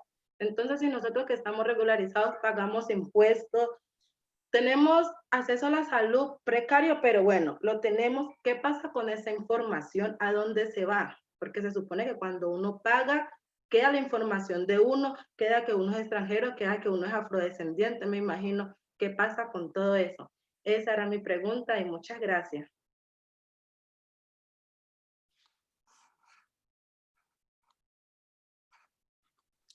¿Contesto, Camila, entonces? Venga, usted, por favor. Por favor. Gracias. Bueno, yo creo que es importante recordar, digamos, ya el profesor nos indicaba aquí el profesor de la Fuente cómo el tema ha operado el racismo aquí en la región, en América Latina, ¿sí? Pues una sociedad históricamente racializada. En este contexto de la pandemia, ¿sí? Es muy importante recordar un hecho histórico. Recuerden que estamos hablando que la anterior pandemia fue hace alrededor de unos 100 años también, ¿no? ¿Sí? 2018 en España, digamos, la gran pandemia. Por esa misma época, en América Latina se produjeron un conjunto de leyes, ¿sí? Que les voy a decir el contenido, por ejemplo, en Colombia.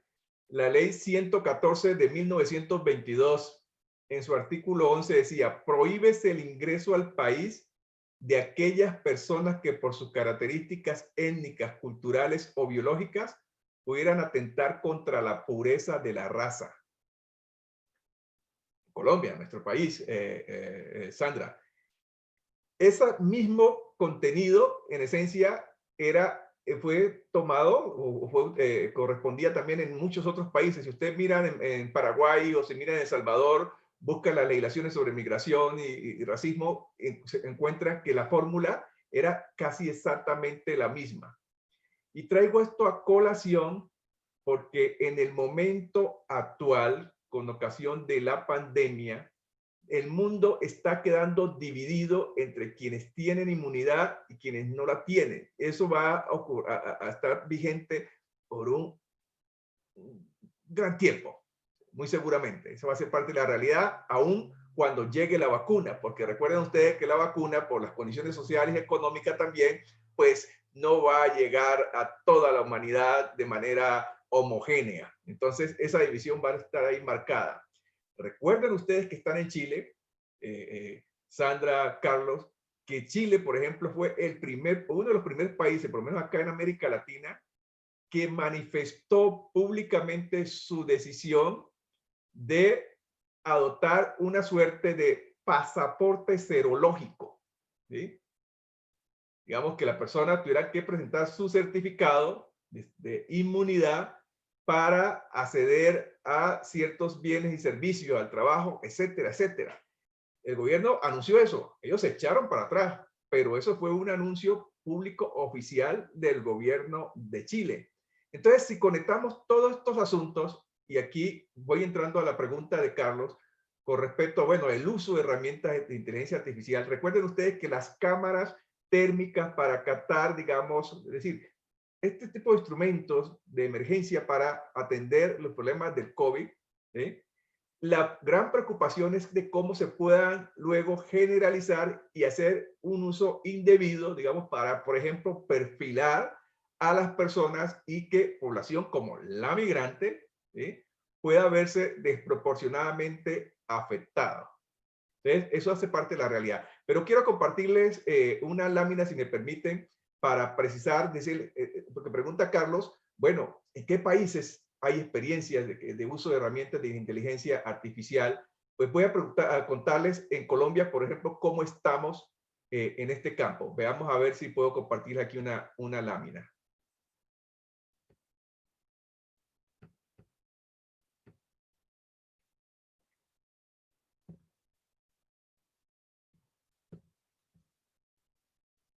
A ver. ¿Sí está? No, todavía no la vemos, pastor. A ver, un tema que yo soy medio jurásico y es rato. Todavía no. Compartir pantalla, pero sí la tengo aquí abierta. pero tiene la facultad para hacerlo, pastor. Ah, es que tal vez ese problema es que no estoy autorizado. No, sí está autorizado, él está de co-host. Tú sí puedes hacerlo, pastor, sí puedes. Está autorizado. Sí, está A autorizado. ver. Bueno, se las leo aquí porque veo que no se quiere dejar. ¿Sí? En Colombia tenemos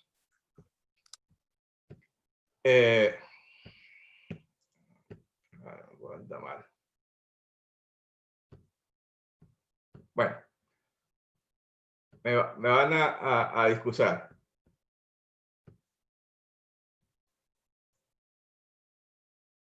En Colombia, actualmente la Fiscalía General de la Nación ya viene haciendo pruebas para el uso de algoritmos en el ámbito de su competencia, en el ámbito penal. ¿Sí? Ya viene agenciando un proceso desde hace algún tiempo en ese sentido. La Contraloría General de la República también está utilizando ya herramientas de inteligencia artificial. La propia Corte Constitucional está empleando Prometea, un algoritmo para la selección de acciones de tutela. ¿Sí? El Departamento Nacional de Planeación utiliza también algoritmos ya en pruebas para todo el andamiaje del acceso a la seguridad social. Es decir, el estado de bienestar a nivel global, ¿sí?, está siendo ya permeado por herramientas de inteligencia artificial que tienen la potencialidad, en algunos casos, de agravar la situación de grupos históricamente discriminados como los afrodescendientes. Es decir, no estamos hablando de un asunto, digamos, de por allá, de ciertas naciones, sino que es algo que ya está muy generalizado. Y con toda seguridad que si ustedes indagan al interior de sus países, lo que pasa es que hay países que no tienen la transparencia suficiente y no han dado a conocer la información. Recuerden que les decía que alrededor de 75 países en el mundo antes de la pandemia utilizaban herramientas de inteligencia artificial para la vigilancia predictiva. Después de la pandemia esto se ha generalizado, o en el marco de la pandemia esto se ha generalizado de manera bastante amplia. De manera que, por supuesto, Carlos, podemos hablar más detenidamente al respecto. Yo les compartiré también información precisa para que conozcan los algoritmos y demás. Dejo allí.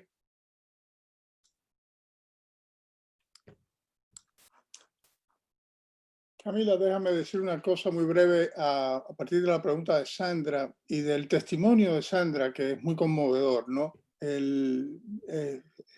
muy triste que tengamos que escuchar estas cosas que pasan todos los días en la región. En una reunión reciente de RIAFRO, de la Red Interamericana de Autoridades, de Altas Autoridades para Temas Afrodescendientes en América Latina, el punto fundamental de la agenda, estos son representantes de gobierno, Pastor ha estado en reuniones de estas con nosotros, el punto central de la agenda fue la falta de información estadística sobre el impacto de la pandemia sobre las poblaciones afro de América Latina. En esa reunión que ya tuvo lugar hace unos meses, el único país que estaba reportando datos era Brasil y la data era pésima, era de una calidad terrible. Colombia después empezó a producir información, empezó a generar información, pero son muy pocos los países donde esa información está siendo generada. Y eso conecta con el tema de la producción de conocimientos.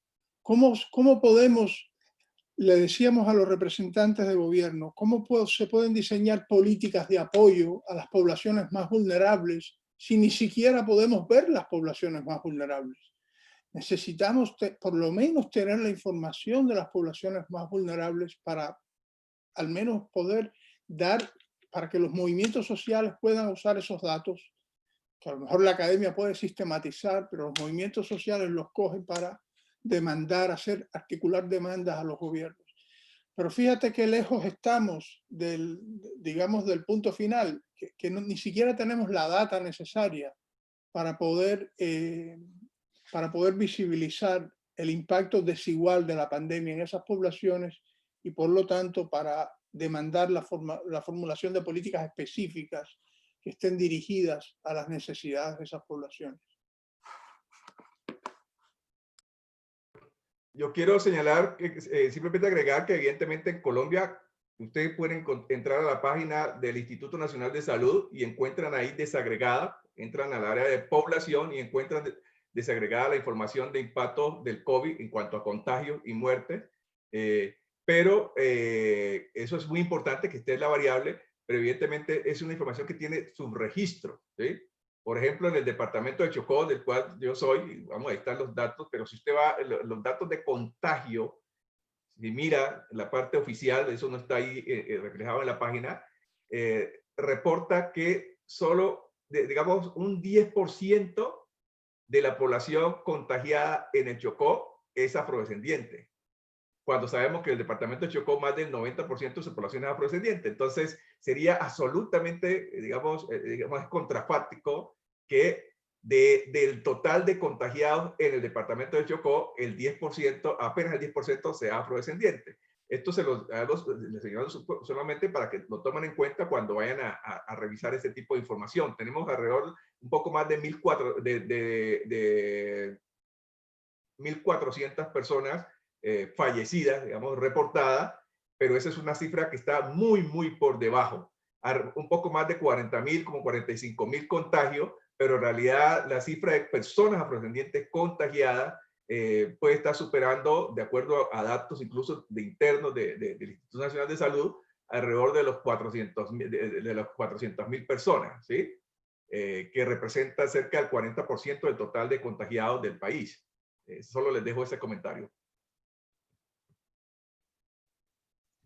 Muchas gracias, Pastor, por complementar las diferentes aristas de nuestra población en esta pandemia por COVID. Viene Yurena, y si no hay otra pregunta más, podríamos ir cerrando nuestro tercer módulo. Yurena, por favor.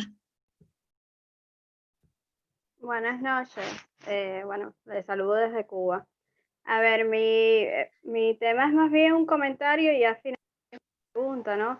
Porque el profesor Alejandro, que bueno, me da gusto saludarlo de nuevo, porque también ha compartido con mi mamá muchos espacios, decía de la importancia de tener en las universidades que tengan que ver con estudios afro y esto. Y mi experiencia aquí en Cuba, yo estoy estudiando en 2 universidades totalmente diferentes. Y en estas universidades no se tiene, no se tiene visto, no se tiene visualizado ninguna cátedra, ninguna materia incluso que tenga que ver con estudios de poblaciones afro o lenguaje o nada que tenga que ver con estudios que envuelvan como tal la cuestión de los afrodescendientes.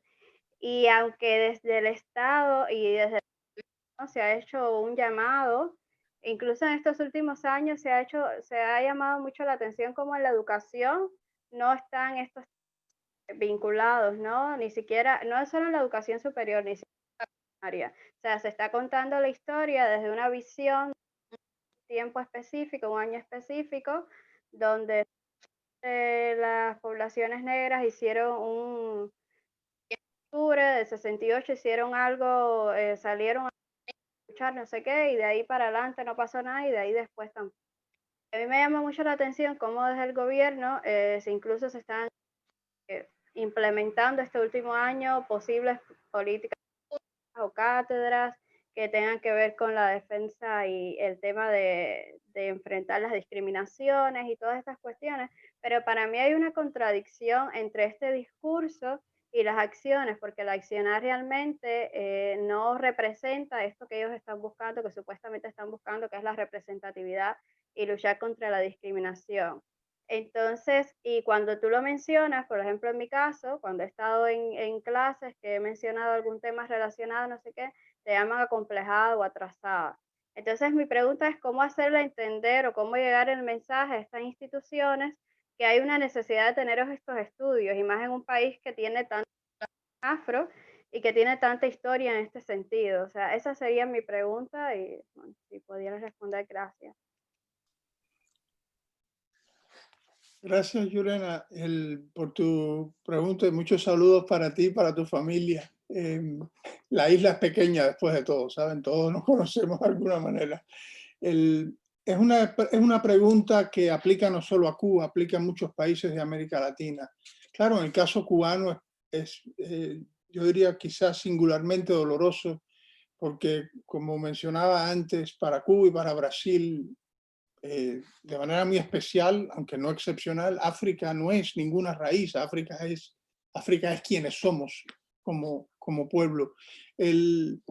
Mira, creo que el movimiento afrodescendiente cubano, que ha crecido mucho en los últimos 20 o 30 años, ha empezado a empujar por esto, ha empezado a empujar por la necesidad de tener estos programas. Yo sé que se ha avanzado todavía muy poco en ese punto, que no existe una cátedra de ese tipo en las instituciones en Cuba, a pesar de que debía existir. Si en un lugar debía existir, es precisamente en Cuba, que es un caso además, es un laboratorio muy singular para el tema de la justicia racial y la justicia social en las Américas. El caso cubano es un laboratorio muy específico, con grandes aciertos y también con enormes limitaciones, que eso es tema para otra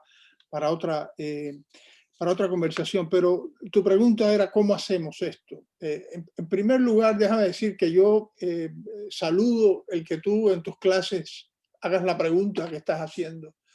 Y si alguien dice que eres esto o que eres lo otro, el problema es de ese alguien, no tuyo. La pregunta que tú estás haciendo es la pregunta correcta. Nicolás Guillén, a una vez le preguntaron, gran poeta afrocubano, le preguntaron ¿cuál es el problema? Y Nicolás Guillén respondió: el blanco, he ahí el problema. ¿Sabes? El problema no es tuyo, tú estás haciendo la pregunta correcta. Porque piensen por un minuto una cosa como esta. A ver, si uno se para frente a la Catedral de La Habana, o la Catedral de Lima, o la Catedral de México, ¿qué es lo que ve? ¿Qué es lo que vemos? Uno saca una foto ahí de la Catedral de Lima, ¿qué foto de la Catedral de La Habana? El Castillo de la Fuerza, el Morro, el Castillo de Cartagena, el mismo ingeniero, por cierto, ingeniero italiano, Giambattista Antonelli. ¿Qué es lo que uno ve? Uno ve un monumento europeo, ¿verdad?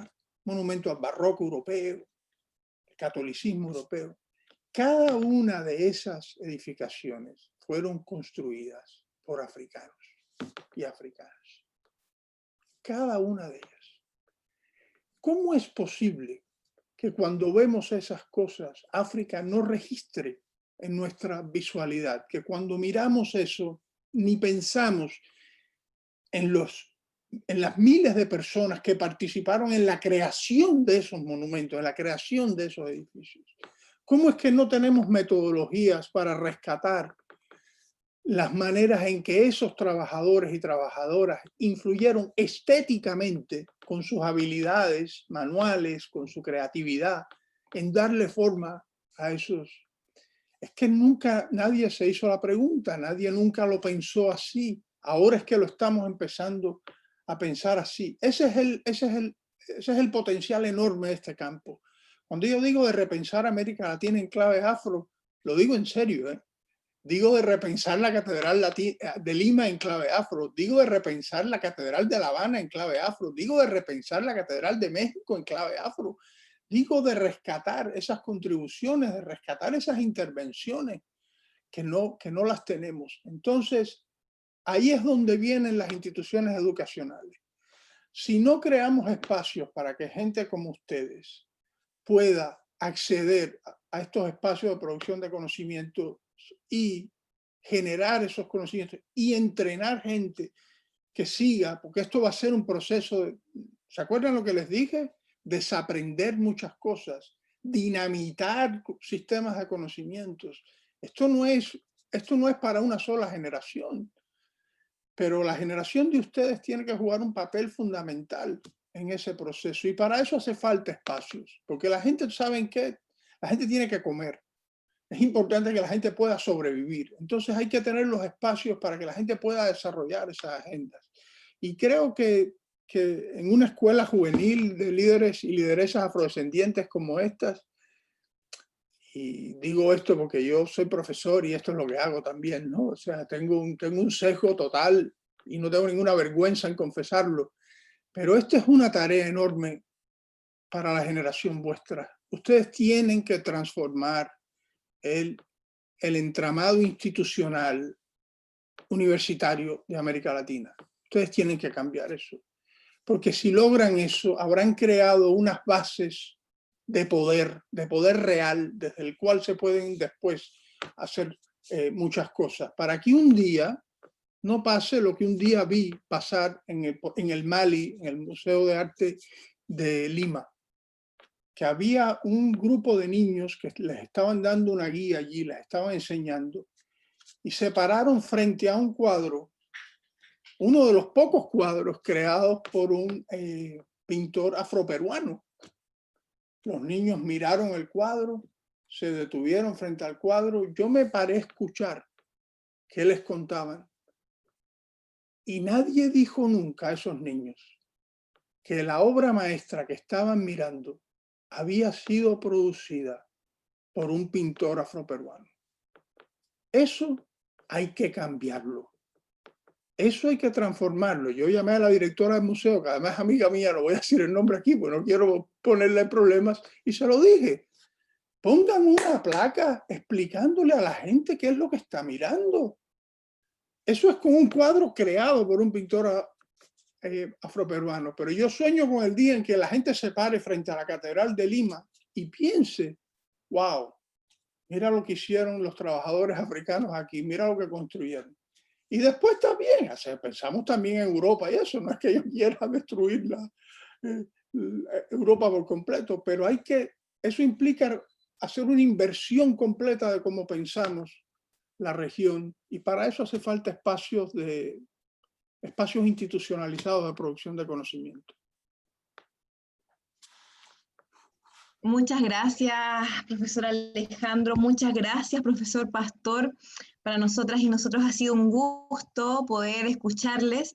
Y para ya ir cerrando, que estamos a tiempo, si quieren dar algunas palabras para despedir, por favor, Pastor, don Alejandro. Pastor. Creo que las palabras de cierre ya las dijo el profesor Alejandro de la Fuente. Creo que es una invitación que se le hace a la juventud, a ustedes, digamos, en torno al rol que tienen que tiene esta generación para continuar generando los saltos que queremos. Lo evidente es que estamos en un momento bastante interesante en medio de la situación que estamos viviendo, que estamos afrontando en este momentico con la pandemia, y lo que observamos a nivel global con respecto al fenómeno del racismo. Hemos asistido, sobre todo desde el 2012 hacia acá, en el 2015 con la crisis profunda en Europa en materia migratoria, la utilización, la instrumentalización del racismo hoy más que nunca, o por lo menos de las últimas décadas, está en un punto muy alto. Los partidos políticos abiertamente xenófobos, bueno, estamos constatando cómo Estados Unidos, la realidad en este momentico, todos sorprendidos de ver cómo un individuo con un discurso como el que tiene haya llegado donde ha llegado, pero paradójicamente, al mismo tiempo, estamos asistiendo a un momento, insisto, de crecimiento de la conciencia colectiva global, de rechazo al racismo y la discriminación racial, de, como lo dice el profesor Alejandro, de reconocimiento de la población afrodescendiente, y garantizar la sostenibilidad de este momento es un esfuerzo que nos compete a todos, pero sin duda alguna tenemos mucha esperanza en esta generación de ustedes. Para mí, muchas gracias y un gran placer de verdad haber tenido la oportunidad de estar en esta charla. Muchas gracias, Pastor. Alejandro, ya para ir despidiendo. Pues nada, estudien, estudien, estudien, estudien, y después de eso sigan estudiando. Ahí les puse un enlace a José Gil de Castro, a este maestro afroperuano, porque todo el mundo conoce quién es Picasso. Nosotros nos toca conocer a José Gil de Castro y nos toca recuperar ese canon. Mírenlo, verán que tiene una obra fabulosa. Él, por cierto, vivió en Chile también muchos años. sigan estudiando. Y si en algo puedo ayudar en cualquier momento, no duden, por favor, en mandarme un email o un correo, lo que sea. ¿Ok? Mucha salud y cosas buenas para todas y todos. Muchas gracias, don Alejandro, por esa tarea que nos deja seguir estudiando, ¿no? Y los buenos deseos. Para mí fue un placer estar moderando este tercer módulo como parte de las tutorías de la Escuela Afro. Muchas gracias y dejo con ustedes a Marco Ramírez. Hasta luego. Muchísimas gracias, Camila, por la moderación. Gracias al panel, gracias a Pastor Murillo y a Alejandro de la Fuente. Esta escuela intenta transmitir saberes, pero sobre todo conocimientos que han sido históricamente postergados, negados, marginalizados, excluidos de algunas formas de educación, digamos, institucional, formal, ¿no? Entonces, de verdad que gracias, Pastor. Nosotros, los y las jóvenes que estamos vinculados al movimiento, sabemos que lo poco mucho que hemos avanzado es resultado de personas que se han fajado por esto, ¿no? El decenio afrodescendiente, el año, los afrodescendientes, es una consecuencia, digamos, casi directa de Colombia, personalizada en Pastor. Y gracias, Pastor, por ese gran trabajo, ¿no? Gracias por ser parte de esta iniciativa. Alejandro de la Fuente, muchísimas gracias también por el tiempo. Esta escuela de jóvenes líderes afrodescendientes de América Latina es de manera directa una consecuencia de lo que fue el certificado en estudios afro-latinoamericanos de la Universidad de Harvard por medio de ALARI, y hizo posible que 19 países en este espacio se puedan reunir desde el enfoque de la juventud, ¿no? Entonces, esperamos que en algún momento, Alejandro, podamos tener puentes de colaboración con el certificado, sobre todo porque creo que puede complementar mucho esta escuela de formación política, desde lo académico, político, que ya lo hace el certificado de Harvard. Gracias, Alejandro, por hacer esta escuela posible por medio de ALARI. En ese sentido, quiero en estos minutos que nos queda, volver a recordar a cada uno de ustedes que es necesario que puedan participar en los foros de discusión. Por favor, escriban en los foros importantes sus preguntas, sus preguntas, sus respuestas en el foro de discusión. Y si bien alguien por ahí nos dijo que había muchos docentes, también varones, hemos empezado con docentes varones, pero ya viene, digamos, la ráfaga de docentes mujeres. Son 16 docentes, 8 mujeres, 8 hombres, y a partir del próximo módulo ya comenzamos ya con esta tipo de docencia. Así que les agradezco un montón a cada uno de ustedes y por favor, sigan atentos a la página de la escuela y al foro de discusión. Muchas gracias y nos vemos el próximo jueves a las 6 de la tarde hora Perú en el próximo módulo número 4. Muchas gracias a ustedes. Gracias otra vez. Hasta luego. Hasta luego, gracias. Muchas gracias por la oportunidad. Hasta luego. Luego. Hasta luego, gracias. Marco Ramírez, pregunta. ¿El profesor Murillo puede poner su email? Sí, es que no se ha ido todavía, de lo contrario yo lo coloco ahora, lo tenemos, si me permites, a ver.